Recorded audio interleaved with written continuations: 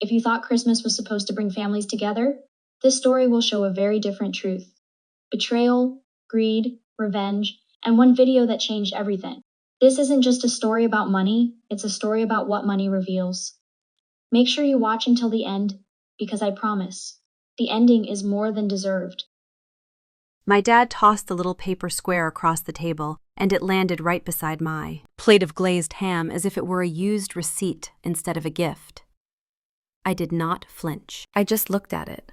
A cheap lottery ticket worth $3, still curling at the edges from his grip. He said it loud enough for the entire dining room to hear, that maybe luck was the involved only chance I had left in life. For a moment the room froze. Then the laughter rolled in, soft at first, then swelling, warm and cruel at the same time. My own family laughed while I sat there with my hands in my lap. On the night before everything changed, on the night I should have felt close to the people who raised me, I understood something I had spent years trying not to see. And let me just say this before we go further. If you have ever felt invisible in your own home, or pushed aside by the people who were supposed to love you first, stay with me. You might want to hear the rest of this. I lifted the ticket between two fingers, as if it were fragile, and nodded like the joke was harmless. Around me, the dining room of my parents' house in Columbus was full of relatives, wearing glittery sweaters and holding wine glasses. Everyone flushed from the fireplace and holiday nostalgia. The house smelled like cinnamon candles and roasted turkey. Kids ran through the hallway chasing each other. My mom fussed with the serving dishes even though everything was already on the table. And my dad was in rare form. He held court at the head of the table like a king hosting a royal feast, ankles crossed, shoulders back, loving every minute of it. Chloe sat to his right, glowing the way she always did. I do not know if she meant to glow, or if she had just been born with the kind of confidence that comes from being adored by the whole family. She had on a sparkly gold dress with sleeves that caught the light every time she moved. Daniel leaned close to her, whispering something in her ear, and she laughed that bright social laugh of hers, the kind she used for Instagram videos and work events. Chloe did not look at me while my dad made his joke. Maybe she did not want to. Maybe she did not think about me at all. My grandma sat at the far end, her hands folded on her lap. She had this habit of watching everyone as if she were trying to understand them, truth under their expressions. When my dad made his joke, she did not laugh. She pressed her lips together and stared down at her plate. I noticed. I always noticed the things she did not say. The table was full of wrapped boxes, big shiny ones with bows. The kind that cost time and money and thought. I knew better than to expect one with my name on it. My dad cleared his throat and stood up, tapping his spoon against his glass for attention. He always loved a moment with an audience. He began talking about how proud he was of the family, how the year had been full of successes, how we should all feel grateful. Everyone nodded as if they were in church.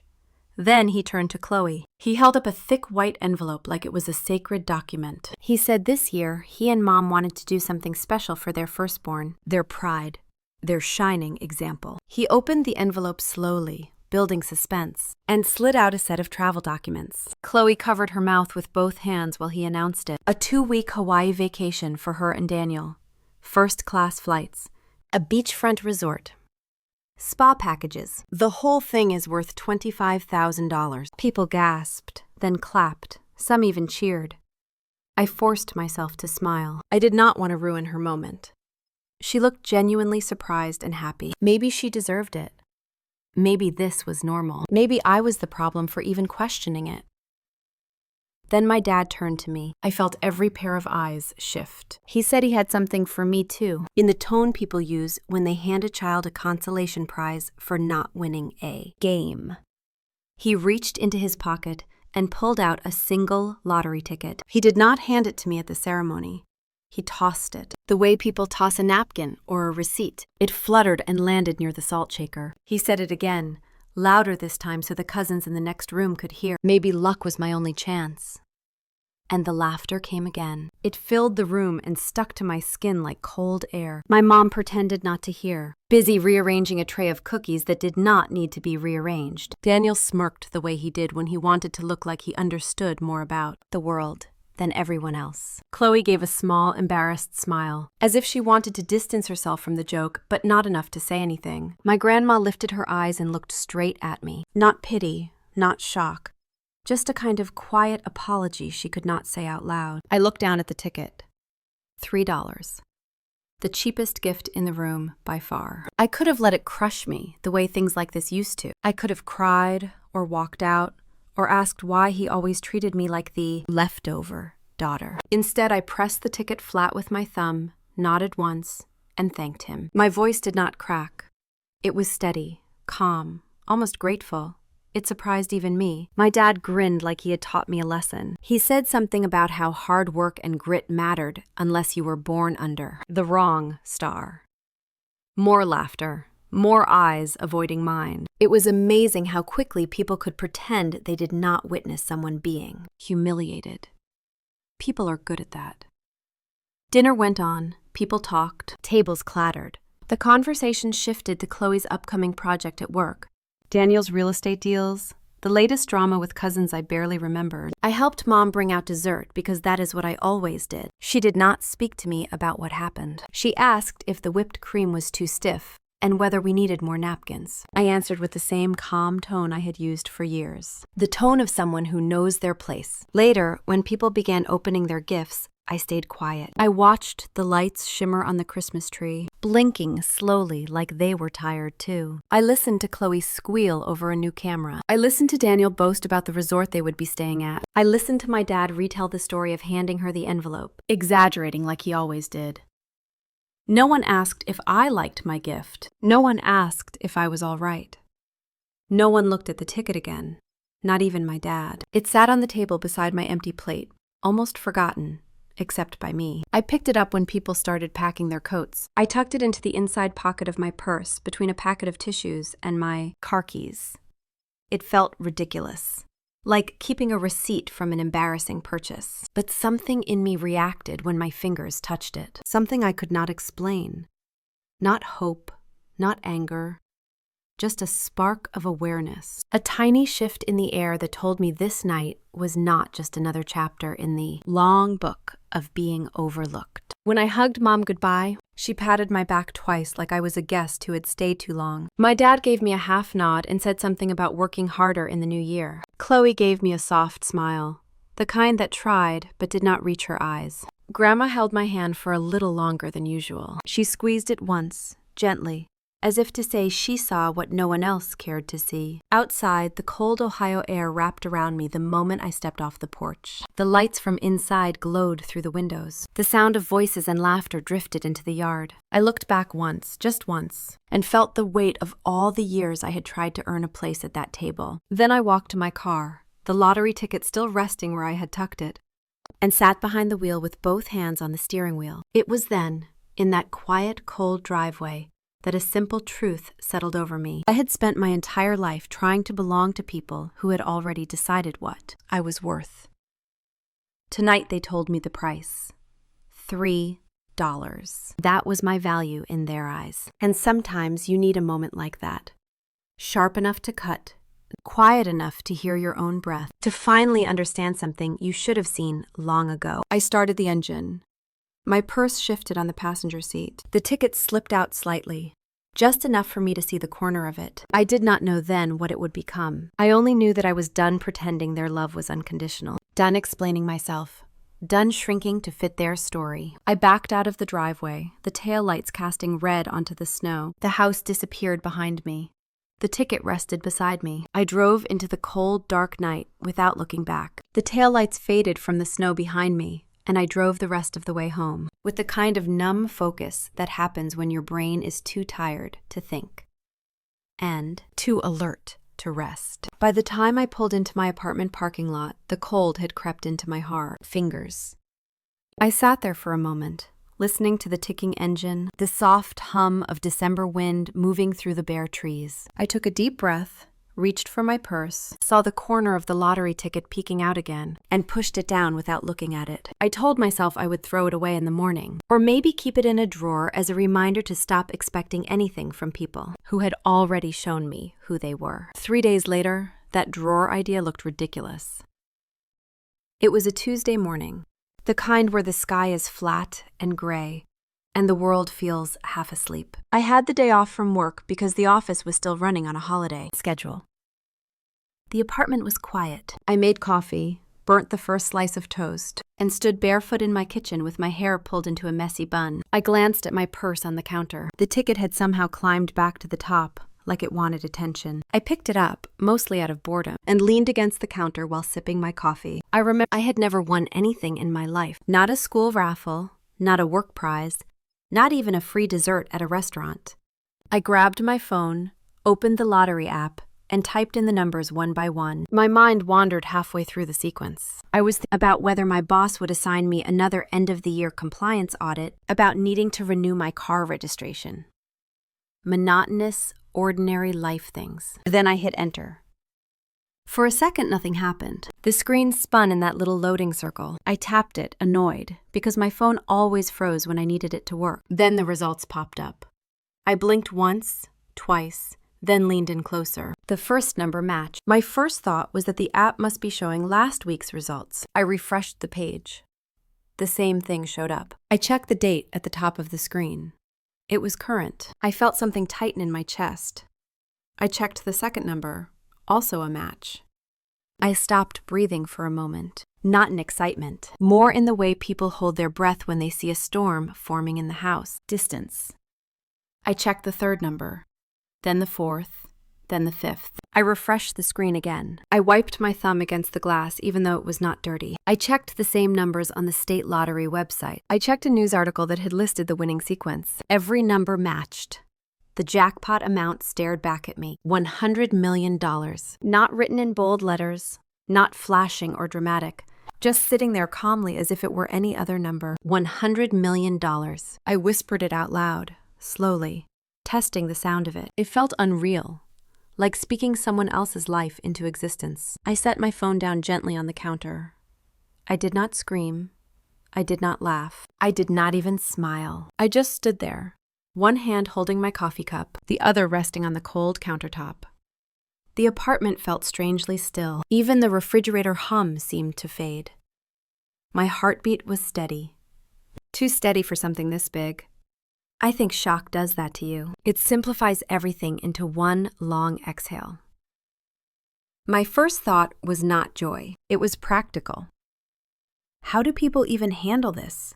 What is step 1? Step 2? Step 3? I Googled it because that is what I do when I do not know a process. The first article said to sign the back of the ticket. I found a pen, sat at my dining table, and signed my name in small, neat letters. My hand was steady. That surprised me. The next instruction said to make copies. I took photos from several angles, then scanned it with my phone. The third instruction said to keep it safe. I stared at the ticket for a moment, then went to my bedroom, opened the small fireproof lockbox I used for documents, and placed it inside. The sound of the lid clicking shut felt like closing a door. I sat on the edge of my bed and tried to feel something. Excitement, fear, relief. Something electric and dramatic. But nothing came. It was like my emotions were waiting in another room and had not decided to join me yet. Instead, a memory rose up. My dad was standing at the head of the Christmas table, holding that sparkling envelope in his hand while everyone watched Chloe open her lavish gift. Then the way he tossed my lottery ticket like a scrap, his voice echoing in the room as he said, "Maybe luck was my only chance." Everyone was laughing. The heat climbed up my neck. The quiet of my apartment pressed against me, and for the first time since Christmas night, I let the truth land. That moment had hurt. Not in an explosive way, but in a slow, deep way that feels like a bruise forming under the skin. And now here I was, holding a secret that could rearrange my entire life. The strangest thing was that I did not want to tell anyone. Not a friend, not a coworker. Certainly not my family. Especially not my dad. The thought of him finding out tightened something inside me, a tension I had carried for years, long before the lottery ticket. Long before Christmas, long before adulthood turned me into someone who measured every word carefully. I walked back to the kitchen and poured myself more coffee, even though the first cup was still half full. I needed to do something with my hands. I stood by the window and watched the gray sky press down on the city. Cars moved quietly along the street. A neighbor walked his dog. People lived their ordinary lives while I stood there holding the knowledge that mine had changed in a way I could not fully grasp. I picked up my phone again, scrolling through the news article. It mentioned that the winning ticket had been sold at a convenience store on High Street. The same store my dad always stopped at for snacks and scratch-offs. My stomach dropped slightly. I pictured him standing at the counter on Christmas Eve morning, buying his packs of gum and his handful of low-value lottery tickets, humming under his breath, thinking of nothing except habit. He had probably bought this $3 ticket without even looking. No thought about who he would hand it to. No thought about me at all. It should have stung. Maybe it did, deep down, but something shifted in me as I held that phone. It was not bitter. It was not a triumph. It was something steadier. Control. A quiet kind of control I had never felt before. I realized the first real choice in a long time that did not involve appeasing anyone or keeping peace or shrinking myself to avoid conflict. I could tell my dad. I could tell Mom. I could stand in their driveway with a smile and say that the ticket they tossed was worth more than everything they had ever given Chloe combined. But I knew what would happen if I did. The shift, the sudden affection, the pressure, the guilt, the expectation that the daughter who never got anything should now give everything. I was not ready for that. I poured the coffee down the sink. I needed fresh air, so I grabbed my coat and walked outside. The cold hit my face and I breathed it in deeply. The apartment complex was quiet. A few cars were warming up. The sidewalks were damp. I walked slowly, letting my thoughts settle. I felt strangely grounded, as if all the noise and static of the past few days had finally quieted. I knew I needed a plan. I needed time, and most of all, I needed privacy. So I walked to my car, sat in the driver's seat, and reached for the small notebook in my console. I flipped open to a blank page and wrote 3 short lines. Keep the ticket safe. Talk to no one. Find legal advice quietly. Seeing the words in ink made them feel real. I stayed there until my hands warmed up again. Then I went back inside, retrieved the lockbox, and placed it in the back of my closet, behind a stack of winter blankets. I tucked the notebook into my purse. I took one last look at the scanned photo of the ticket on my phone before closing the screen. Something inside me settled into place. I had spent my entire life reacting to things my dad said or did. I had spent years trying to earn what Chloe received effortlessly. But now the scales felt balanced in a way I had never experienced. Quiet power, not loud. Control, not chaos. That afternoon, I made a simple dinner and watched a show without really paying attention. The ticket stayed in the lockbox, silent and unassuming, but its presence filled every corner of the apartment. When I finally crawled into bed, I lay awake for a while staring at the ceiling. I thought about my dad's laugh, the rough sound of it, the way it had cut through me on Christmas night. I thought about Chloe's bright eyes and practiced smiling. I thought about Grandma's hand squeezing mine. And somewhere between those thoughts, I made another quiet decision. I would not let any of them know until I understood what I wanted, until I figured out who I was without their voices telling me, until I felt strong enough to stand in the same room with them and not shrink. I turned off the lamp and pulled the blanket up to my chin. The clock on my nightstand blinked its steady red number. I listened to the soft hum of the heater, the faint sound of wind outside. My eyes grew heavy. Just before sleep pulled me under, a thought drifted through me. Not a loud one, not triumphant, just a calm truth. For the first time in my life, I was the one holding the power, and no one else knew. Sleep finally caught me, but it did not stay long. I woke up to a faint buzzing, the kind that blends into a dream before pulling you harshly into reality. For a second, I thought it was the heater kicking on again, or the fridge humming, louder than usual. Then I realized it was my phone vibrating on the nightstand. I rolled over, groggy, and reached for it. The screen lit up my dark bedroom. A notification banner slid across the top. Local news alert. Winning lottery ticket purchased at a convenience store on High Street in Columbus. My heart thudded once, hard. Then everything inside me went still. I unlocked the phone with a swipe. The headline was impossible to ignore. That same convenience store my dad always stopped at for snacks and scratch-offs. The one he used like his personal errand stopped on the way home from work. The article included the exact winning sequence. Seeing it printed in bold made my stomach drop like a sudden dip on the highway. I stared at it for a long second, then another. The numbers that had changed my life had now entered the world. They were public. Anyone who recognized them would know. Anyone who saw that article and remembered a certain lottery ticket handed out at Christmas would have questions. Especially one person. My phone buzzed again, then again. I blinked at the screen, still half buried under my blanket. The call log notification showed missed calls. I froze. The phone buzzed a third time, then went dark for a moment, then lit up again. I sat up, hair falling around my face. The cold of the room suddenly sharper. I tapped the call log. 7 missed calls. Then 9. Then 12. By the time I opened it fully, the count had jumped to 14. Every single one was from my dad. I swallowed hard. My mouth felt dry. I clicked on the voicemail icon but did not press play. I backed up quickly as if touching it too long would burn me. Then another call came in, lighting up the screen with his name. I let it ring out and dropped to silence. Less than a minute later, it buzzed again. This time it was Mom, then Chloe, then Mom again. It was still early, barely past 9 in the morning, but the frenzy behind these calls felt like midnight emergencies, the kind where people run through the house turning on all the lights. I pressed the phone against my thigh and took a slow breath. I needed to think. I needed a moment. But my phone did not care that I needed to breathe. It buzzed again. Mom again. My hands felt oddly steady.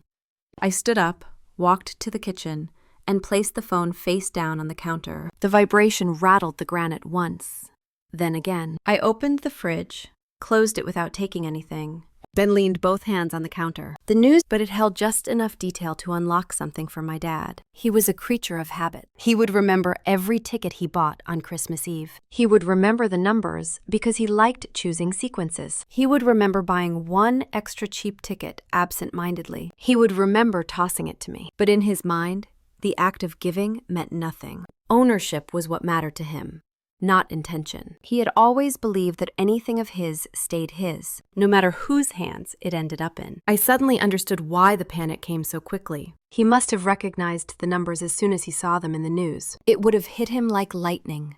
That ticket, the one he had tossed at me like a joke, the one he had laughed about while the room joined him, the one he never expected to mean anything.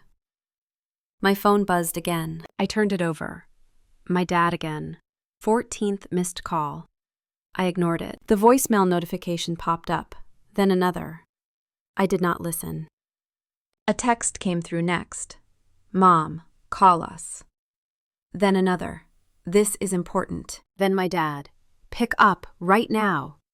Then Chloe, are you okay? Then my dad again. Do not ignore me. Then Mom. My dad is worried sick. Call back. Then my dad. We need to talk about something serious. The tone began softly, concerned. Then it firmed into something sharper. Familiar. That quiet force he used whenever he wanted control. The same tone he used when he demanded explanations for things that needed no explanation. The same tone he used when I was a child and misplaced something. The same tone he used when I contradicted him at the dinner table. It was authority without compassion, wrapped in the thin layer of family. Another text. My dad. Answer your phone. Now. I stood there and watched the messages appear one by one, each more urgent than the last. Then they shifted. The first shift came in the form of a half threat. My dad. Do not make me drive over there. Then another. This involves all of us. You cannot make decisions on your own. Then Mom again. Be reasonable, Ellie. You do not know what you are doing. The vibration did not stop. At one point, I counted 3 calls within 2 minutes. The number of missed calls climbed into the 20s, then the 30s. My phone felt hot in my hand when I picked it up again. I turned it off for a moment just to stop the barrage, but the silence made me more anxious. I turned it back on. The notifications came flooding in like a dam breaking. 42 missed calls. 46. 49. I set the phone down and stepped away from it. I had never in my life been a person whose phone rang like that. I was not someone people chased or begged answers from. I was the steady one, the quiet one, the one who always yielded first. And now, my silence felt like the most powerful thing I had ever done. I walked to the living room and sat on the edge of the couch, hands resting on my knees. My breathing slowed. The chaos on my phone contrasted with the stillness of the room. A small plant stood by the window. A candle sat unlit on the coffee table. The world in my apartment felt unchanged, untouched, but everything outside of it had shifted. Another vibration came through the wall. I could not hear the sound, but felt it through the floorboards. I stood up again, restless, and walked back to the kitchen. I picked up the phone and stared at the notifications. My dad had sent one more message, a long one. He said he needed to talk about something serious. He said I owed him at least a conversation. He said he expected honesty. He ended with a line that told me exactly what he believed. He said, as the person who bought that ticket, "I deserve to know what your plans are." My chest tightened. Not from fear, from clarity. The kind of clarity that arrives all at once, like someone wiping fog off a mirror. He was certain, absolutely certain. In his mind, the ticket was his. The money was his. And my silence was nothing more than disobedience. I opened the fridge again and took out a bottle of water. I twisted the cap slowly, letting the cool air hit my face. I drank half the bottle in a few gulps. My hand still felt steady, strangely steady. I put the bottle down and leaned against the counter. I had expected curiosity, maybe confusion, but not this. Not the rising insistence, the demands, the assumption that I owed him something simply because he had made a thoughtless purchase. The calls were not about reaching out to a daughter. They were about securing a claim. It was at that moment I understood something important. My dad did not just believe the ticket was his. He believed whatever was mine should be his, too. This was not about a father wanting the best for his daughter. This was about ownership, the kind he had always believed he had over me. My phone buzzed again. Chloe this time. "Are you okay?" Then another. Mom said, "Please do not make this worse." Then my dad again. "I need answers." I clicked the phone off, set it on the kitchen table, and turned my back to it. The silence was thick but comforting. I walked to the window and watched the light snow start to fall. People walked down the sidewalk in coats and scarves, oblivious to the chaos happening on my phone. I knew then that I needed to hold my ground. I needed time. I needed distance. I needed to understand what this meant before letting anyone else's voice drown out mine. I let the last vibration fade into the quiet. I walked to my bedroom, opened the closet, pulled out the lockbox, and checked that the ticket was still inside. It was, untouched, safe. My name across the back in neat handwriting. I closed the lid and tucked it back under the blankets. For the first time in years, I did not feel like the powerless one. I felt something steady and grounded settle inside me, something that almost felt like courage. I walked back to the kitchen, past the still buzzing phone without touching it, and sat down at my small table. I folded my hands and stared at the surface, letting the quiet fill the room. I decided, right then, that I would not answer a single call until I chose to. The quiet in my apartment felt like a blanket pulled around my shoulders. I thought it would last at least a few hours, but it barely held for 15 minutes. My phone lit up again, vibrating across the kitchen table like it was trying to crawl toward me. I ignored it. Then it rang again. And again. Finally, the screen went dark for a moment. When it lit up again, it was not a call. It was a voicemail notification, followed by a text. Then another voicemail. My stomach tightened as I read the preview of the latest message. It was my dad's voice in text form, clipped and angry. "Pick up your phone. This nonsense has gone on long enough." I placed the phone on the counter, screen down. I heated some water for tea, just to have something to do. My hands worked automatically. Kettle on, mug ready, tea bag in place. But the vibration on the counter kept going, a constant tapping under the surface. Finally, it went silent. Then one single message came in, the kind that felt heavier than all the others combined. It was from my dad. "I know that ticket was mine. You picked up the wrong one. Call me back. The words stung more than I expected. Wrong one. As if all I had ever been was the person who picked up the wrong thing, or said the wrong thing, or existed in the wrong place. I stared at the message until it blurred. Then I locked the screen and stepped away. I could not trust myself to respond while my mind was still tangled in anger and disbelief. My tea was steamed on the counter, but I did not drink it. I walked into the living room and sat on the couch, tucking my feet under me like I used to do as a child when I felt cornered. I closed my eyes for a moment. When I opened them, the phone buzzed again. This time the text was longer. My dad said it was time to fix the confusion. He said he knew exactly which ticket he bought, and he had never handed it to me. He said I must have picked it up from the table by mistake. He insisted I owed him a conversation. The shift in tone was sharp. It was no longer a concern. It was authority. Then another message came in, right on top of the first. This one was from Daniel. That alone made my breath catch. Daniel never contacted me directly, unless it was something about Chloe or a holiday plan.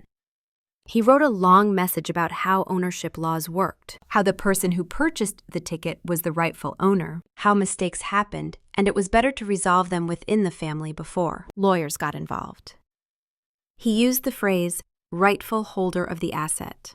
That should have made me laugh, but it only made me colder. Daniel had talked to my dad. I could feel it in the way the words were arranged, neat and confident, like a lecture. He wanted me to believe this was a misunderstanding. He wanted me to bend, to apologize, to hand over something that had been tossed at me like a scrap. I read the message twice, then dropped the phone on the couch beside me. The silence after that felt suffocating.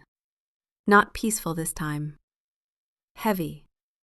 Strange. I could sense something forming, a fracture between who I had been and who I was becoming. For years, I had learned to take my dad's words without question, to smooth out his rough edges, to excuse his temper. But this was different. This was not about a harsh comment or unfair treatment. This was about a man convinced he had a right to something simply because he bought it, regardless of who he gave it to. This was about control more than money. I got up and paced the apartment, running my palm along the back of the couch, then across the kitchen counter. I needed someone to talk to, but not Chloe, not Mom, not anyone who would side with my dad out of habit. My mind drifted to the one person who had looked at me differently on Christmas night. My grandma.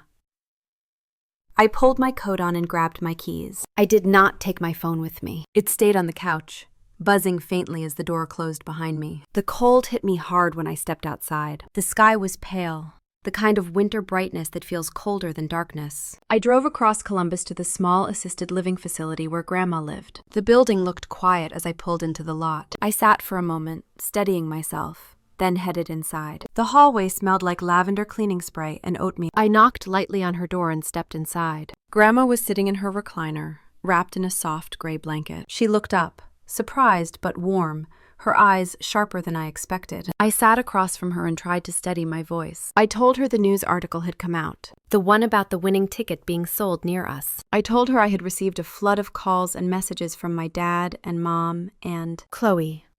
Then I told her about my dad's texts, the accusation that I had picked up the wrong ticket. She listened without interrupting. She folded her hands and leaned forward slightly, the blanket sliding off her shoulder. When I finished, she exhaled slowly. She said she had known this was coming the moment she watched my dad hand me that ticket. She said she had seen his pride and his insecurity twist inside him for years. And this was exactly the kind of moment that would bring it all boiling to the surface. She looked at me for a long time before speaking again. She told me to stay quiet, to say nothing, to return none of the calls, to let my dad talk himself into a corner. Her voice was firm in a way that made my throat tighten. She said some people show their true selves when money is involved, but others show their true selves when they believe they are losing control. She told me my dad was both. She squeezed my hand gently, her skin warm and thin under my fingers. Then she said something that made me lean in closer. She said she wanted me to talk to someone she trusted, someone who would help me keep my feet steady. She pulled a small card from the side table and held it out. A name was printed on it. Laura Keene, attorney. I held the card carefully. The edges were clean and sharp. Grandma said she had met Laura years ago when she needed help sorting out some documents after my grandfather passed. She said Laura was smart, calm, and not easily intimidated. She said Laura would know exactly what to do with a situation like mine. I nodded slowly, letting her words seep in. I had never needed a lawyer before. I had never even considered it. But the thought of standing alone against my dad's rising wave of certainty made something inside me tighten. I thanked Grandma and tucked the card into my coat pocket. Before I left, she held my arm and looked me straight in the eye. She told me not to let guilt lead me. She said guilt was the thread my dad used to stitch people into the roles he wanted them to play. She said she had watched him use it on Mom, on Chloe, and on me. She said this was my moment to step out of that pattern. I drove home with the card sitting on the passenger seat like it weighed more than it should. My phone was still buzzing when I walked in. The missed call count had climbed. The messages had turned sharper. My dad said it was irresponsible to ignore him. He said the family handled things privately. He said he would not let me ruin everything out of stubbornness. I scrolled slowly, letting the words sink in. There was no concern for them. No love, only expectation, only ownership, only power. I set the phone down and took a deep breath. Then I reached into my coat pocket and pulled out the business card. I traced my thumb over the letters. Attorney at law. I hesitated. Not because I doubted Grandma, but because the decision to call meant crossing a line that could never be uncrossed. Finally, I typed the number into my phone and saved it under the name Laura. I have not called yet. I was not ready, but having the number in my phone felt like placing a brick into a foundation I did not know I was building. I walked to the window and looked out at the parking lot below. Snowflakes drifted slowly, melting as they touched the pavement. Everything was quiet outside. Calm. I pressed my palm against the cold glass and let myself breathe. My dad believed he was right. Absolutely right. Not because of the ticket, but because he truly believed he had authority over me. He believed anything that passed through his hands stayed with him forever. That belief had shaped my childhood and my adulthood, and now it sat in my messages in plain words. The truth settled in my chest like a weight. The fracture I had felt earlier widened quietly. It was not just a disagreement. It was the beginning of something breaking. I knew, with more certainty than I expected, that I needed help to face what was coming. That thought was still sitting in my chest the next morning when a sharp knock rattled my apartment door. It was early, barely past 8, the kind of gray Ohio morning where the cold seems to seep through the walls. I wrapped my sweater tighter around myself and walked to the door, already knowing who it had to be. When I opened it, my dad stood there on the walkway, shoulders squared, jaw tight, eyes sharp with a purpose he did not bother to soften. He did not wait for an invitation. He stepped inside, boots leaving snow on the mat, and turned to face me. He held a thick envelope in one hand. I could see the courthouse seal printed in the corner. My stomach sank. He did not waste a moment on greetings. He said he had filed the paperwork that morning. His voice clipped, steady, cold. He said it like he was telling me he had picked up milk, not launched a legal war against his own daughter. I felt the floor tilt under me. He extended the envelope. When I did not reach for it, he placed it on the kitchen counter with a firm tap. He said he did not want it to come to this, but he was not going to let a clerical mix-up ruin everything for our family. He said the ticket was his. He bought it, and he expected a judge to see that. He said he had witnesses, receipts, everything he needed. He said it was just straightforward property law. Straightforward, as if nothing about this situation was tangled or human or painful. I leaned back against the counter because my legs felt too light. I asked him why he did not talk to me instead of doing this. His face did not soften, not even a little. He said he had tried calling me. He said I refused to answer. He said I had left him no choice. He said a responsible daughter would have handled this within the family. A responsible daughter. The words hit me harder than the lawsuit. I told him the ticket had been a gift. He shook his head sharply, as if swatting away a fly. He said he never intended for me to keep that ticket, that it had been part of a set of tickets he bought for himself. He said he handed it to me only because I was being dramatic on Christmas, and he was trying to lighten the mood. Dramatic. That was the story he clung to. I tried to respond, but my voice felt stuck. He reached into his coat and pulled out a folded receipt. He held it like a winning hand in a card game. This is all the judge will need. His confidence was unsettling. Before I could gather my breath, he turned toward the door. He said he expected me to do the right thing before it had to go any further. Then he left my apartment, leaving cold air in his wake. I stood there staring at the closed door, my hands cold, my pulse steady but heavy. I walked to the counter and opened the envelope. Inside was the official notice. He had really done it. My dad had sued me. I sat down at my small kitchen table, the papers scattered in front of me. The room was silent. Even the refrigerator seemed to quiet itself. I read the complaint, each line sharper than the last. He claimed I had mistakenly taken his ticket. He claimed ownership of the winnings. He claimed I had refused to cooperate. He claimed the family was suffering because of my behavior. A wave of sadness washed over me. Not anger, not fear. Sadness. The kind that feels like someone pressing a hand down on your chest. Years of trying to please him. Years of shrinking myself to keep peace. Years of thinking if I worked hard enough or succeeded quietly enough, he might see me as more than the spare daughter. And now this. I gathered the papers, slid them back into the envelope, and placed it on the table. I needed help. I needed direction before this swallowed me whole. I reached for my coat and keys. I ignored the phone buzzing again as I walked out the door. The drive to my mom and my dad's house felt longer than usual, even though it was only a 15-minute stretch of familiar roads. I do not go there often anymore. The house felt like a museum of old hurts, but I needed to see the family dynamic with my own eyes before stepping into a courtroom with them. I parked on the side of the street and sat for a moment, gripping the steering wheel. The lights were on inside. I could see silhouettes moving in the kitchen. When I knocked, Mom answered the door. Her face was tense, eyes flickering with something between confusion and fear. She let me in but did not touch me or greet me the way she used to when I visited as a child. She led me to the living room where my dad sat with Chloe and Daniel. The air was thick. No one spoke at first. Chloe's arms were folded tightly across her chest. Daniel looked at me like he was preparing to argue a case. Mom sat down slowly, hands clasped, eyes on the floor. I asked why none of them had reached out before my dad filed the lawsuit. Mom looked at my dad, waiting for permission to speak. That alone made my stomach twist. When she finally answered, her voice was soft. She said, "My dad believed he had to act quickly." She said it was not about the money. It was about principle.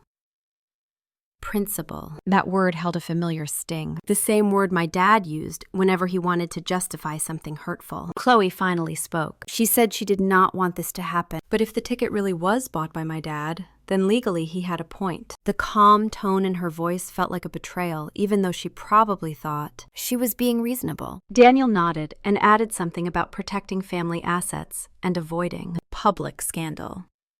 His voice was smooth, rehearsed. I looked at my dad. He sat back in his recliner, hands folded, looking completely sure of himself. He said he was prepared to go all the way with this because he knew he was right. He repeated that he had the receipts to prove the purchase. He said the court would see things clearly once all the facts were presented. He said it with such confidence that I felt for a moment like a stranger sitting in my own childhood home. I asked him if he remembered tossing that ticket across the table at me. He barely blinked. He said I misremembered things. He said the holiday had been busy and chaotic. He said he never would have intentionally given away a ticket he paid for. He said I needed to stop letting my emotions cloud things. My emotions, as if they had never mattered enough to him to begin with. The tension in the room was suffocating. And somewhere between that suffocating stillness and my dad's unwavering certainty, something inside me shifted. A final break. A quiet realization that whatever relationship I thought we had no longer existed. I stood up. My voice felt steady again. I told them I would see them in court. My dad scoffed, saying I would come to my senses. Mom whispered my name like she wanted to reach for me but could not. Chloe looked away. Daniel stared at the floor. I walked out without another word. The cold air outside felt cleaner than the stale tension in the house. I got into my car, closed the door, and breathed out slowly. On the drive home, I pulled into a small, empty church parking lot. I sat there for a long moment and took out the business card Grandma had given me. I held it between my fingers, feeling the slight ridge of the embossed lettering. Then I dialed the number. A calm voice answered. I introduced myself. She asked me what was happening. I told her everything, every detail I could remember, including the envelope, the texts, the certainty my dad had shown, the shift in the family, the video memory from Christmas. She listened, silent, steady, professional. When I finished, there was a moment of quiet. Then she said she would take my case. She told me not to respond to any more messages. She told me not to give the family any information. She told me I had done the right thing by contacting her early. Then she said she would handle the next steps. After we hung up, I sat in my car and stared out the windshield at the bare trees swaying in the wind. For the first time since Christmas, I felt something close to relief. Not joy, not triumph, just a small breath of stability. By the time I got home, the sky had darkened. My phone was still buzzing on the counter. I ignored it. I ate a bowl of soup I barely tasted. I sat on the couch and let the weight of the day settle. Somewhere in the quiet of that evening, a new truth took root inside me. My dad did not just believe he deserved the money. He believed he deserved control. And walking into a courtroom would be my way of finally stepping out from under that belief. When I went to bed that night, I knew the next chapter of my life would begin in a courtroom filled with strangers, lawyers, and judges. And my own family is sitting on the opposite side. I walked into the courthouse the morning of the hearing with a calmness that did not feel like mine. It felt borrowed, like a jacket someone had draped over my shoulders before I stepped through the minute. Heavy glass doors. Maybe it came from exhaustion, maybe from acceptance. Or maybe it was just the strange clarity that settles in when something has already gone too far to turn back. The hallway outside the courtroom was colder than I expected, long and lined with benches where people sat hunched over, whispering or staring at their phones. I stopped for a moment to steady my breath. My lawyer, Laura, walked beside me in a quiet, purposeful stride. She had a folder tucked under her arm and a calm expression that steadied me more than anything else could. When we entered the courtroom, the air shifted. It felt heavier, like the room itself understood what was about to happen. A few people sat scattered in the gallery, strangers who had come for cases before and after mine. I did not know if any of them cared about me or my family, but their presence made the room feel less empty. My dad was already there, standing near the front with his arms crossed. He looked confident, almost relaxed, talking quietly with Daniel. I recognized that tilt of his head, the set of his jaw, the slight smile that never reached his eyes. It was the look he wore whenever he believed he had already won. Mom sat on a bench behind him, hands folded in her lap. She did not look up. Her shoulders were stiff, her gaze fixed on a spot on the floor. Chloe sat next to her, knees together, back straight. She looked nervous, but also certain, like she had chosen a side and was trying not to show hesitation. Daniel turned when I entered. His expression was unreadable for a second. Then he nodded politely, as if we were at a holiday dinner and not about to face each other in court. I took my seat beside Laura. The wood was cold against my back. I placed my hands in my lap and forced them to stay still. I could feel my dad's eyes on me. I did not turn to look. The judge entered and the room rose to its feet. When we all sat again, the judge looked at the file in front of him and spoke in a steady voice that filled the room. He read the case title and the nature of the dispute. Hearing my name and my dad's name spoken together like that, separated only by the words civil claim, made something twist deep in my chest. My dad stepped forward when the judge asked for the plaintiff's statement. He straightened his shoulders and spoke clearly, almost proudly. He explained that he purchased several lottery tickets at the convenience store on High Street the day before Christmas. He said he often bought tickets there and had the habit of choosing numbers with personal meaning. He said that the winning ticket was among those he purchased. He said that somehow it had ended up in my possession, likely by mistake, and that I had refused to acknowledge the misunderstanding. He kept his tone polite, steady, and logical. He spoke like a man explaining basic arithmetic. Simple, factual, unquestionable. He said he held the receipt from the purchase, and that the clerk at the store remembered him buying the tickets. He said he had tried to speak with me multiple times, but I had ignored him, creating what he called unnecessary tension. He finished by saying he wanted a fair resolution. Nothing more. He looked at the judge with a small nod, as if expecting praise for being reasonable. I kept my eyes on the table in front of me. My heartbeat was steady again. Too steady. I could feel it in the tips of my fingers. The room felt distant, like I was watching it through a window. The judge asked if he had any witnesses. My dad nodded and looked toward the door. A man in a work apron stepped into the room. I recognized him vaguely. He was the clerk from the convenience store. He walked to the witness stand and raised his hand for the oath. He looked nervous but cooperative. My dad asked him a series of questions. Did he remember selling tickets to him on Christmas Eve? Yes. Did he remember the number of tickets? Yes, around 5. Did he remember anyone else buying a set of tickets at the same time? No. Did he remember handing the tickets over to my dad? Yes. Every yes landed like a small hammer on the side of my chest. I did not look at Mom or Chloe. I did not look at my dad. I kept my gaze fixed on the wood grain of the table, letting the pattern ground me. When it was Laura's turn to question the witness, she stood gracefully and approached, but her tone was gentle, almost soft. She asked if he remembered seeing me in the store. He said he did not. She asked if he had witnessed the exchange of tickets at any holiday gathering. He said no. She asked if he had any knowledge about what happened to the tickets after they left the store. He said none. She thanked him. No drama, no raised voice, no argument. When the witness stepped down, my dad looked even more confident. His shoulders relaxed. He whispered something to Daniel, who nodded with the smugness of someone who believed the game was already over. The judge turned to our side and asked for our statement. Laura rose again, calm, composed. She explained that we were prepared to address the issue, but requested that the defense present fully after the plaintiff had submitted all evidence. She said we had no arguments at this time.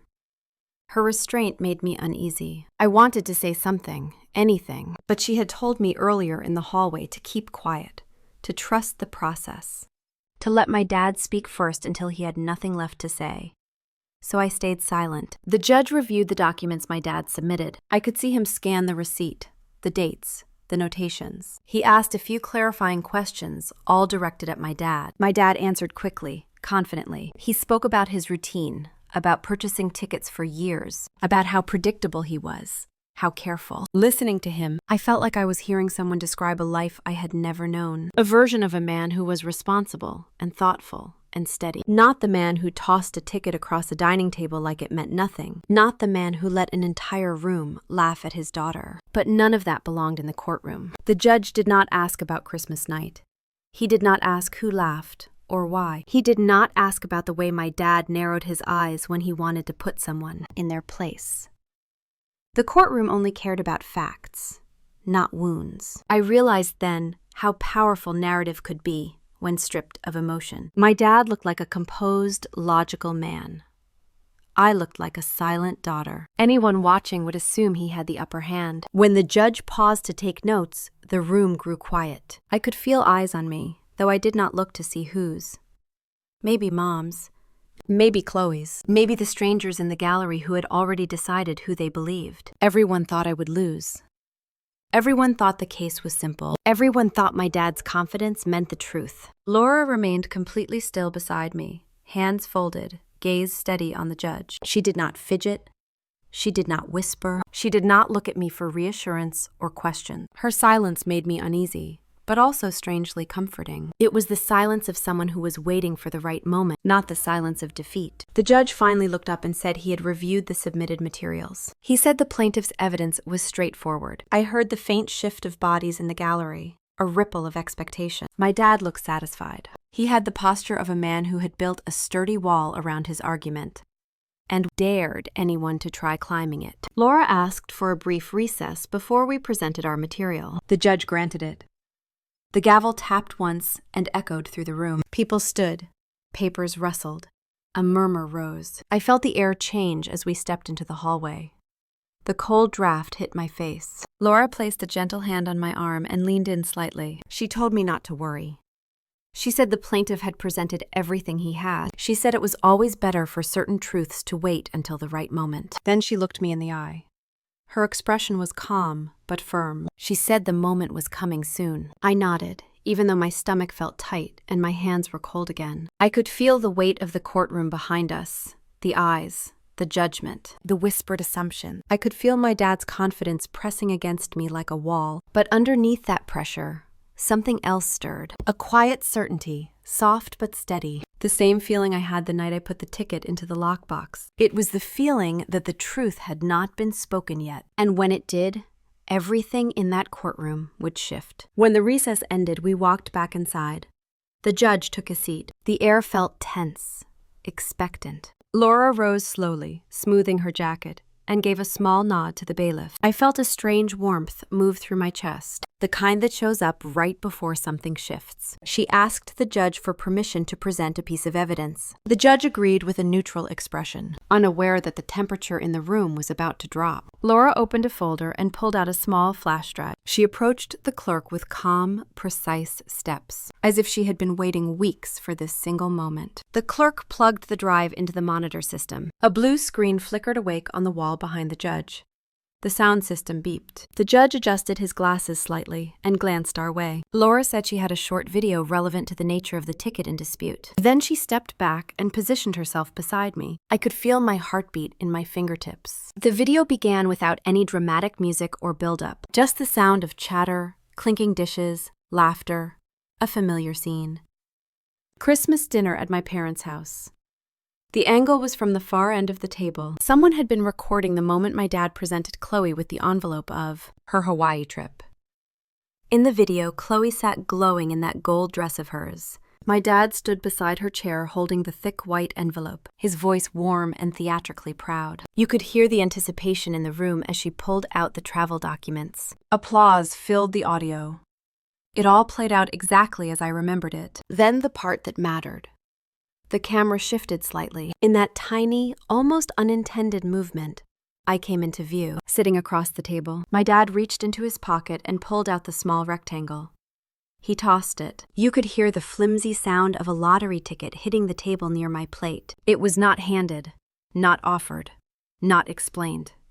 Tossed. The room in the video went quiet for a half second.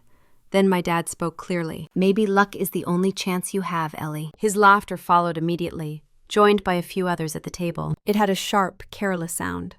The kind of laugh that does not care who it cuts. My face in the video stayed still. My hand lifted the ticket off the table. My smile was thin, polite, hiding what I felt. The camera caught all of it in a way my memory had softened over time. Seeing it there made my stomach twist. When the video ended, the courtroom went silent. Not a whisper. Not a breath. Even the judge sat motionless for a moment, as if someone had paused the entire room. My dad's confidence cracked. I saw it in the tightening of his mouth, in the way his jaw shifted forward, in the quick glance he flicked toward Chloe. He had not expected this, not at all. The judge cleared his throat. He asked Laura where the video came from. Laura answered calmly that it had been recorded on Christmas night by someone inside the home. She gestured to the file information printed in the corner of the video. The date, the timestamp, the device serial number. Then she said the words that seemed to stun my dad most. The person who recorded it was present at the dinner and provided the original file voluntarily. I watched my dad look at Chloe again, this time with something close to disbelief. Chloe's face flushed a deep pink. She blinked rapidly, then looked down at her lap. She fiddled with her bracelet. Her silence was loud. She had recorded the video. She had sent it to someone, maybe even posted it briefly. I remembered her filming little clips during dinner, the way she always did. She had never intended it to be evidence. It had simply existed, like a forgotten shadow. The judge replayed the final few seconds of the clip. My dad tossed the ticket. His words, the laughter, my forced smile. When the screen went dark again, the judge leaned forward. His expression had shifted. He asked my dad a simple question. Did you or did you not give your daughter this lottery ticket as a gift on Christmas? My dad hesitated. It was only a second, but in a courtroom, a second is enough. His throat moved in a tight swallow. He said he had merely passed the ticket across the table, not given it. He said he never intended it as a gift. He said it was a misunderstanding. The judge asked another question. Did you at any point indicate to your daughter or anyone at that table that she should return the ticket to you? My dad's jaw clenched. He said no, but insisted it had been chaotic. He said people laughed. He said he had been distracted. He said he did not recall every detail. The judge nodded slowly. He looked at his notes, then at the video screen, then at my dad again. He spoke in a steady tone, the kind that carries weight without raising volume. He said that regardless of my dad's original intention at the convenience store, the video clearly showed the ticket being transferred to me in a setting consistent with a holiday gift exchange. He said there was no indication of mistake, no attempt to retrieve it, and no evidence of confusion until after the winning numbers were announced. He used a phrase that hung in the air like a bell. Public transfer of ownership. My breath caught. So did my dad's. He stepped forward slightly, trying to argue, but the judge held up a hand for silence. The courtroom remained still, the kind of stillness that feels like the air is waiting to see what comes next. The judge stated plainly that in his view, the ticket was given to me, intentionally or unintentionally, and that once given, it was mine. He added that the plaintiff's case lacked grounds to claim ownership after the fact. My dad looked stunned, as if the world had tilted beneath him. Then came the ruling. The judge dismissed my dad's claim in full. I felt my heart drop and lift at the same time. Not a victory, not joy, something else. Relief mixed with grief. My dad stepped back, his face reddening. He shook his head at Daniel, who stared down at the table, jaw tight. Mom clasped her hands, whispering something to herself. Chloe stared straight ahead, motionless. Laura placed her hand lightly on my arm. It was a quiet gesture. No celebration. No triumphant nod. Just confirmation that the moment had arrived. The judge asked if I had anything I wished to say. For a moment, I considered staying silent. But something inside me, a small, steady voice that had been growing for weeks, told me to stand. I rose slowly. My legs felt heavy, as if carrying the weight of 30 years. I turned toward my dad. He met my gaze with a mixture of shock and anger. I spoke quietly, the words simple but steady. You gave me all your luck that night, my dad. You just did not know it. A few people in the room shifted. I heard someone in the gallery inhale sharply, but my dad did not respond. He just stared at me, as if trying to place me, as if I were not the daughter he had known. Or maybe he was realizing he had never really known me at all. The judge adjourned the session. The gavel struck once. The sound echoed through the room, final and absolute. People began to stand. Papers shuffled. Coats were pulled on. Chairs scraped lightly against the floor. Everything moved around me, but I felt strangely detached, as if watching from behind a layer of glass. I gathered my purse. Laura offered to walk me out, but I told her I was fine. My voice surprised me. It felt stable, calm, almost too calm. I stepped into the hallway. The door closed behind me with a soft thud. The noise from the courtroom faded instantly. I stood there alone in the quiet hallway, the hum of the fluorescent lights filling the space. My shoulders relaxed for the first time in weeks. I took a slow breath, letting it move through me. I had won.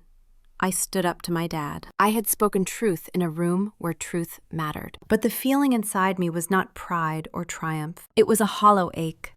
A realization settling heavy and deep. Winning had not healed anything. It had only revealed what had been broken all along. I walked slowly toward the exit, each step quiet on the worn tiles, unsure of what waited for me outside those courthouse doors. The cold air hit me first when I pushed the door open, crisp and sharp against my skin. I wrapped my coat tighter around myself and stood there for a moment on the play. Concrete steps.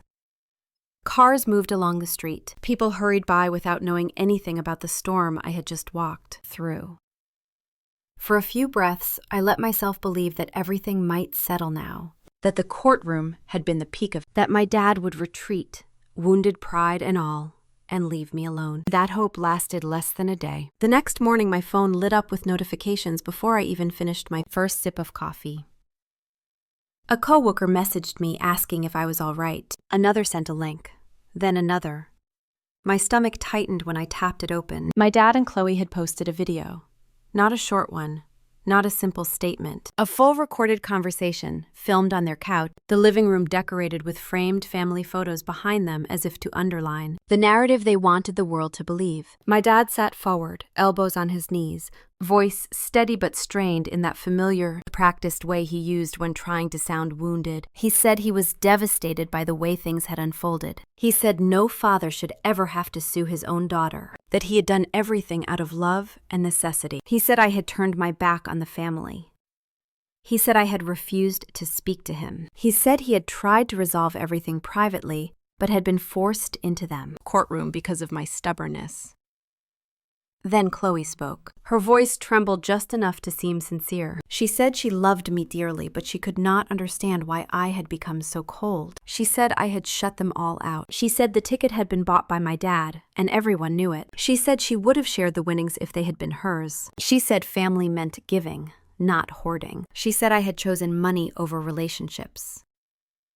I stared at the screen, speechless. My coffee grew cold in my hand. The comments beneath the video swelled by the minute. Voices I did not know. People with profile pictures of pets and sunsets, typing opinions about my character as if they had grown up next to me. Some took their side immediately. They said a daughter should not treat her father like that. They said if he bought the ticket, then it was his. They said I must be greedy. They said I must be selfish. They said I had turned into one of those lottery winners who forget where they come from. Others pushed back. They questioned why a father would humiliate his own daughter at Christmas. They said the courtroom ruling meant something. They asked whether Chloe had conveniently forgotten the way I had been treated for years. They pointed out the discomfort in Chloe's body language, the way she avoided looking directly into the camera. The comments section became a battlefield. I closed the video and placed my phone on the table. My chest felt tight. Not from guilt, from something else. A mixture of disappointment and disbelief. The judge's ruling had not stopped them. It had only changed their strategy. They had moved the fight from the courtroom to the internet. And this battlefield was one they knew well. Chloe had built her online presence with curated smiles and perfect lighting. My dad had always loved an audience. I stood at the window looking down at the parking lot, the light snow beginning to fall. A familiar ache settled under my ribs. They were not done hurting me. They were not done twisting the story. My phone buzzed again, then again. A new text from Mom. She said she wished things had not come to this. She said she hoped I would reconsider everything. She said people were talking. She said my dad was heartbroken. She said I needed to make things right. Make things right. The same phrase she had used when I was a child, every time my dad yelled at me. When I tried to defend myself. When I wanted someone to stand up for me. Making things right always meant give in. I did not respond. Laura called a few minutes later. She had seen the video. Her tone was calm, steady, the way it always was. She told me not to dignify it with a response. She said these situations often got noisy before they settled. She said public opinion did not matter for legal ownership. She said the truth was on record. But this was not about legal truth anymore. It was about the story they were telling the world. And in that story, I was the villain. After I hung up, I sat on the couch and wrapped my arms around myself. The room felt colder than usual. I let myself feel the sting of what they had done. I let myself sit in it long enough to understand it. Not to react, not to push it away, but to recognize its shape. Then, slowly, I felt something else rise inside me. A different kind of clarity. Not anger, not outrage. Something steadier. I had spent years being silent to avoid conflict. Years being small so others could be large. Years smoothing the edges of other people's behavior so they could live comfortably inside their own narratives. But that silence had never protected me. It has only made it easier to hurt. I stood up and walked to my bedroom. I opened the closet and pulled out the lockbox. I held it in my hands, feeling the weight of it. The ticket was safe inside, untouched. My name written on the back in careful ink. The truth was inside that box. The truth had stood in court and spoken for itself. I placed the box on my bed and sat beside it. I did not need to fight. I did not need to argue with their version. The truth did not need me to shout for it. It only needed to be shown. I opened my laptop. The light from the screen cast a pale glow on the walls. I clicked into my account. My fingers hovered over the keyboard for a moment. I breathed in slowly, letting the quiet fill me. I was not going to post a rant. I was not going to defend myself point by point. I was not going to plead. I was going to tell the truth the same way the courtroom had seen it. Calm, clear, undeniable. I typed the opening line, slow and steady. I wrote about Christmas night. I wrote about the trip Chloe received. I wrote about the $3 ticket tossed across the table. I wrote about laughter. I wrote about the video. I did not attack. I did not name call. I only described what happened, exactly how it happened. Then I added the video clip, the same one the judge had watched. I let it speak for me. I wrote one final line beneath it, a line that felt like an anchor dropped into place. This is what happened before the winning numbers were announced, and this is why I stayed quiet until now. I sat back and looked at the screen. The room around me felt strangely calm. The storm was still outside, but inside there was a stillness I had not felt in weeks. The post was not angry. It was not vindictive. It was simply the truth. My hand hovered briefly over the trackpad. Then I pressed publish. I closed the laptop gently and exhaled. I knew what was coming next. The wave, the reaction, the noise. But for the first time since all of this began, I felt ready for it. I left the laptop on the bed and walked to the window. Snow had begun to fall in soft, slow flakes, settling on the cars below. The world outside moved quietly, unaware of the shift that was beginning. Behind me, my phone buzzed again. I did not turn around. I simply watched the snow and let the quiet hold me, knowing that soon enough, everything would move again. I finally walked back to the bed, opened the laptop again, and watched the view count on my post climb from a handful to a few dozen in the next time it took me to sit down.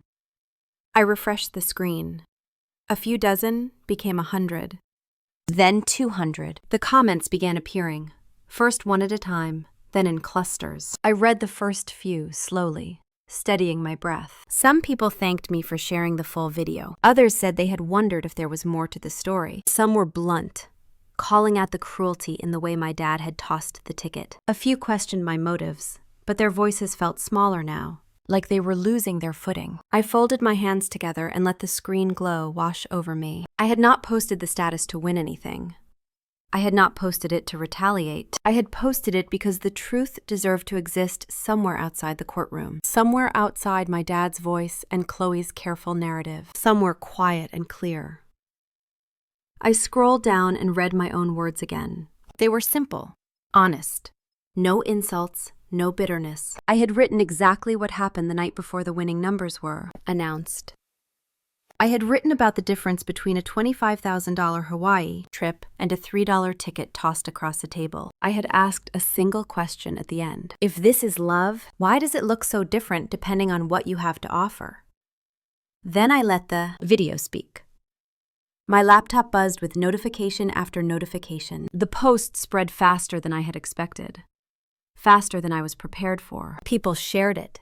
People commented on it. People stitched it into their own explanations about family and favoritism and hurt. Somewhere between the 5th and 6th refresh, the view count passed 10,000. Then 15,000. Then I stopped refreshing because the numbers were no longer numbers. They were a tide rolling in. My phone started buzzing again. I picked it up out of reflex, then froze when I saw the notifications. Not from friends, not from coworkers, from strangers. People I had never met tagging me, messaging me, asking if I was all right, sending lines that felt like lifted stones. My hands trembled slightly, not from fear. From the unmistakable sensation of a story finally balancing itself. I got up and walked to the kitchen, letting the laptop continue its glow behind me. I poured myself a glass of water. My fingers were cold against the glass. I took a sip and leaned against the counter, feeling the weight of everything shift inside me. I did not want to watch the post climb anymore, but I knew I had to face the fallout at some point. So I picked up the laptop again and returned to the couch. When I refreshed the page, a new cluster of comments appeared. These were different. People were tagging my dad's business page. Some mentioned they had been longtime customers but could not support someone who treated his daughter that way. Some said they had booked appointments and now canceled. Some wrote that watching him toss the ticket in the video had changed their opinion of him completely. I let out a slow breath. I did not want to hurt my dad's livelihood, but I also knew he had created this ripple with his own hands. He had chosen the public stage. He had set the tone. I had simply responded with the truth. The next message made my breath catch. Someone had tagged a local community board, posting screenshots of the video. They wrote that my dad had been rude to them in the past and that this video confirmed their impressions. Then others replied. Stories trickled in. A pattern formed in real time. I closed my eyes for a moment. The air around me felt thick. Then, about an hour later, something happened that I had not anticipated at all. A message popped up from an account I did not recognize. I clicked on the profile. It was a young woman I had seen once, briefly, at a holiday gathering Chloe had hosted a year ago. She was the sister of Chloe's boyfriend. Her message was short. My family saw the video. They are shocked. My brother is reevaluating things with Chloe. My hand tightened slightly on the phone. I sat back slowly, letting that sink in. Chloe had always been the golden one, the one everyone admired, but admiration does not survive sunlight if the truth underneath is ugly. More messages followed. Not from her, from strangers, from friends, from clients who had booked design consultations with me. Some said they were proud of me. Some said they had gone through similar things. Some said my post had made them reevaluate people in their own lives. The comments section grew into thousands. The post reached numbers that did not feel real anymore. People shared their own stories of being the overlooked child, the scapegoat, the one expected to make peace at the cost of their own dignity. The video made its way across platforms, clipped and shared in multiple lengths. A community page reposted.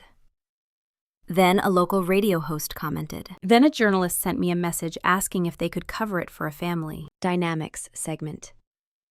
I ignored that one. This was not entertainment for me. It was simply the truth finding its place. I closed the laptop and placed it on the coffee table. My reflection in the darkened screen looked pale, tired, older than I felt, but steady. I sat with that steadiness, letting it grow. Later that afternoon, Laura called again. Her tone held a soft note this time. She said she had seen the online reaction. She told me to stay off social media for a while. She told me the truth was enough. After the call, I sat alone for a long time, listening to the hum of the heater and the distant sound of someone scraping ice off their car outside. The apartment felt smaller, but warmer, like the walls were finally holding something gentle instead of tension. Hours passed.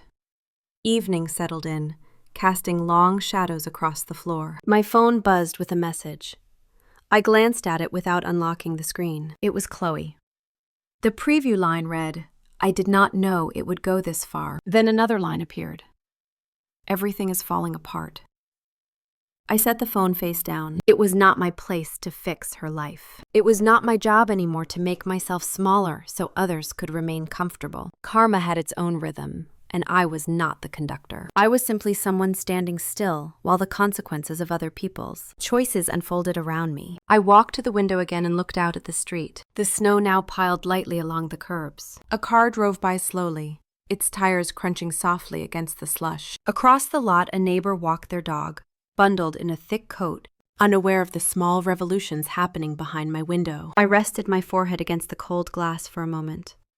The world was quiet. My pulse was steady. The truth had spoken louder than any defense I could have made. And now, for the first time in weeks, I felt like the storm was beginning to break. The glass was still cold under my forehead when I finally stepped back and let out a long, steady breath.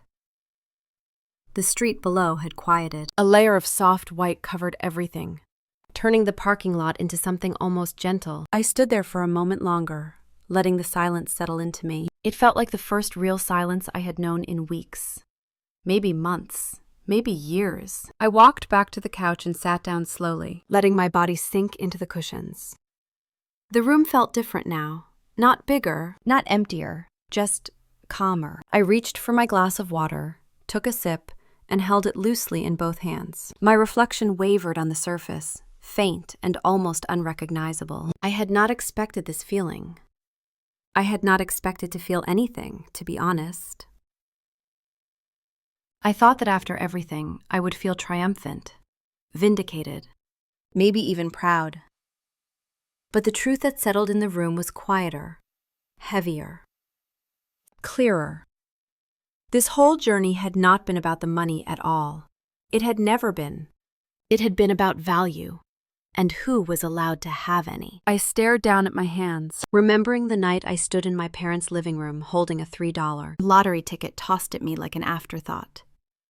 Remembering the laughter, the way Mom smiled like she was delivering the punchline of a joke, the way Chloe giggled behind her hand, the way my dad nodded like he had proven some rule about the way life worked. Luck is your only chance. I thought about that line now, months later, sitting in my own apartment, my own life, my own space, where nobody could toss anything at me again. My dad had believed the money was his because he had bought the ticket, because he had been the one standing at the counter, because he had always believed the power belonged naturally to him. But money did not change people.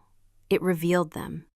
Every crack, every belief, every entitlement. My dad had revealed himself the moment he decided the lawsuit was worth more than his relationship with me. Chloe revealed herself when she stood next to him in that video, nodding, calling me selfish, while a $25,000 trip still sat fresh in her memory. Mom revealed herself through her quiet, careful silence, trying to avoid choosing a side, trying to stay where the comfort was. Daniel revealed himself long before that, with his comments and smug suggestions about ownership, but he did not matter anymore. None of them did, not in the way they once had. I leaned back against the couch and closed my eyes for a moment. Breathe, Ellie. You made it through. You are still here. When I opened my eyes again, my phone buzzed. A long buzz. The kind that meant a voicemail. I reached for it without checking the caller ID. I stared at it for a moment, thumb hovering, then placed it face down again. I did not need to open it to know who it was. My dad had been calling on and off since the video went viral. I had answered once, days earlier, just long enough to hear him ask if I had any idea what this had done to his business. As if that was my crime. I remembered the way his voice cracked when he said customers were canceling, when he said he might need to lay off 2 mechanics, as if he was the only man in America facing consequences for his own actions. I listened quietly. When he asked if I would take down the post, I told him no. Then I added something I had never dared to say before. My dad, I am not responsible for the truth. He had hung up. I picked up the phone again now and turned it over in my hand. I knew he would call again. I knew Chloe would try to fix things. She had already texted twice that morning, saying she had not meant for things to get that big, saying she never expected her boyfriend's family to see the video, saying she was scared. I read the messages, then set the phone down. It was not my job to protect her anymore. It had never been. I stood up, walked to the kitchen, and set the glass in the sink. It clinked quietly against the porcelain. Then I walked back to the living room and wrapped the blanket tighter around me. The apartment felt especially warm now, the heater humming low. I had grown used to the sound of it, the way it filled the room with a steady calm. I glanced at the shelf across from me. There was a small framed picture of me and my grandma. We had taken it 2 years earlier at a market in Cleveland when I was visiting her. She had insisted on holding my arm even though she was strong enough to stand alone. She liked to say I made her feel grounded. I walked over and picked up the frame. Her smile in the picture was soft but certain. I held it for a few seconds, letting the memory settle in. If she could see all this now, she would shake her head and say something like, "People will show you who they are if you give them time." And she would be right. She always was. I set the picture back on the shelf gently. Later that evening, I made myself a small meal. Nothing fancy. Warm soup and a piece of buttered toast. I carried the bowl back to the couch and sat down, legs curled under me. The neighborhood had grown quiet. Snow still drifted lightly outside. The lamp cast a soft glow across the room. I took a bite of soup, let the warmth spread through me, and exhaled again. I had not realized how tightly I had been holding my breath these past months. A small vibration sounded from the phone on the table. This time, I picked it up. The message was from a number I did not recognize. It was a woman from work, Someone in another department who had seen my post online. She wrote that the story had made her think of her own father. She said she admired my strength. She said she hoped I was doing all right and that she was rooting for me. I typed a short thank you, then set the phone down again. Kindness always finds its way through the noise, even in the strangest moments. I pulled the blanket closer, rested my head against the cushion, and looked around the room. This was my home, my life, my choice. No gift from my dad, no handout from Chloe, no performance to maintain, just me. It struck me then, clear and certain, that I did not have to prove a single thing to any of them. Not anymore. I did not need to win. I did not need to justify. I did not need to convince anyone that I was worth more than a $3 ticket tossed across a table. I knew it. That was enough. The room fell still again, quiet, soft. A place where I could finally breathe without waiting for the next blow. I finished my soup, set the bowl aside, and let my eyes drift to the window one more time. Snowflakes floated like slow confetti under the street lamp. A dog barked in the distance. A car door shut somewhere down the block. Small, ordinary sounds. Real life. Mine. I felt the weight of everything settle inside me. Not heavy anymore, but solid, rooted. A foundation I could finally build on. Before I turned off the lamp for the night, I looked at the camera resting on the table and thought about the people who might be listening to this story. Women sitting alone in their living rooms. Mothers who gave too much. Daughters who never felt seen. People who had been silenced or dismissed or labeled as difficult for simply wanting respect. I breathed in and let the words form naturally, quietly, honestly. If you have ever been told you were too much or not enough for your own family, remember this. Silence can be power, and truth can be the loudest revenge. Tell me in the comments what integrity means to you and where you are listening from. Then I turned off the light and let the night fill the room.